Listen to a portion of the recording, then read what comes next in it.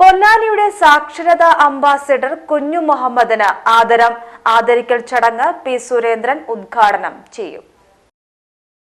സാക്ഷരതാ യജ്ഞത്തിന്റെ പൊന്നാനിയുടെ അംബാസിഡർ എ.വി. കുഞ്ഞു മുഹമ്മദിന് പൊന്നാനിയുടെ ആദരം നൽകും. സാക്ഷരതാ പ്രസ്ഥാനത്തിന്റെ മുഴുവൻ സമയ പ്രവർത്തകനായ ഇദ്ദേഹത്തിന്റെ പേര് പോലും സാക്ഷരത എന്നായി മാറിപ്പോയിരുന്നു. ബീഡി തൊഴിലാളിയായിരുന്ന ഇദ്ദേഹം 1991 മുതലാണ് സാക്ഷരതാ പ്രവർത്തനങ്ങളിൽ സജീവമായത്.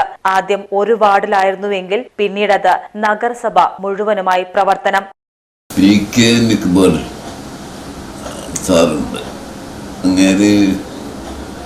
അങ്ങനെ തന്നെ വിളിച്ചത് നാളെ സാക്ഷരത സഭയെ തുടങ്ങാൻ നിങ്ങളവർക്ക് ആ ബാലവാടിൻ്റെ ഉള്ളിലാണ്, അവിടെയാണ് പതാക ഉയർത്തുന്നത്. അപ്പോൾ ഒന്ന് രാവിലെ അവിടെ വരണം. അവരാന്ന് പറഞ്ഞു. സർവേ കേൾപ്പിച്ച ആള് അന്ന് അതിന് വന്നില്ല.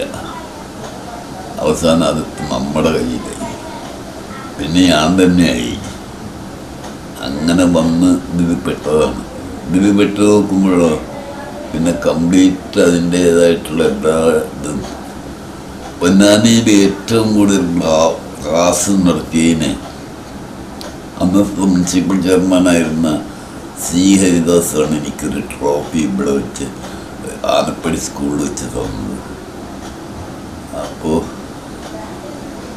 അങ്ങനെയായിട്ട് ഞാനുള്ള ബന്ധം എന്ന് പറയുന്നത് വളരെ ഇതായിട്ടുള്ള ബന്ധമാണ്. നമ്മുടെ രാഷ്ട്രീയമൊന്നും അതിലില്ല.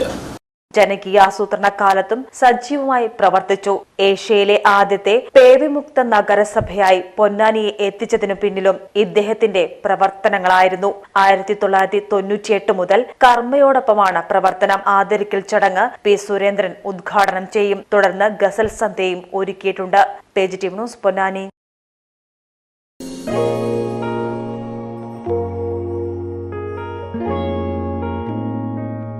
ആയിരം പൂർണ്ണചന്ദ്രന്റെ തിളക്കമായിരുന്നു അതിന്. അവളുടെ ഇഷ്ടം അവൾ കണ്ടെത്തി. Asian gold and diamonds. ഇവിടെ തുടങ്ങുന്നു ഒരു നല്ല ബന്ധം. അമാന മോൾ, എടപ്പാൾ, മെയിൻ റോഡ്, കൂറ്റനാട്, നടുവട്ടം.